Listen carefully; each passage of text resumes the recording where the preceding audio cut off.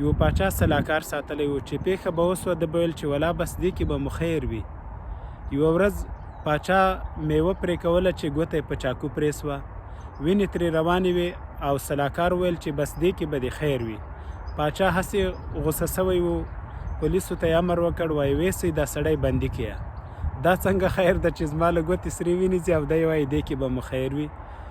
سړی چې روان که سلاکار بیا له ځان سره ویل وایي دې بند کې به هم زما خیر وي. پاچا ته غوسه ورغله، وایي ژر یې رنګ رانه ورک کړئ. له ورځو یوه ورځ پاچا له خپلو پولیسو یا پوځیانو سره ښکار ته ووت. توپان راغی، پاچا یې له خپلو پوځیانو بیل که، ویې وړ ځنګل کې او په سړي خورو ځنګلیانو یې برابر که. هغوی چې ونې ورته خوشحاله وایي څنګه داسې پوست او نرم ده، نن به ښه ډوډۍ ورباندې جوړه کړو. چې پاچا یې راڅملاوه بدن یې کوت بند په بند، ګوتې ته یې متوجه سو زخم یې لارو. نو ویې ویل چې اوهو دا خو عیبجن دی، دا باید ونه خورو، هسې نه وي موږ ته تاوان پېښ شي. پاچا یې پرېښوده.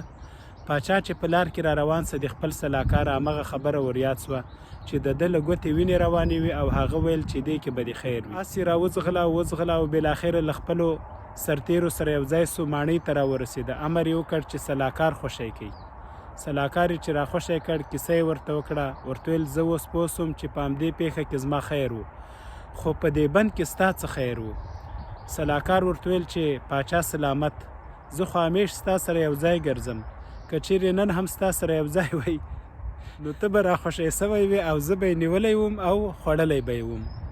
ګرانو دوستانو، له دې کیسې معلومیږي چې کله کله موږ او تاسو ته پیښې کیږي چې وایو دې کې به مو خیر وي، نو دا خبره له حکمته خالی نه وي.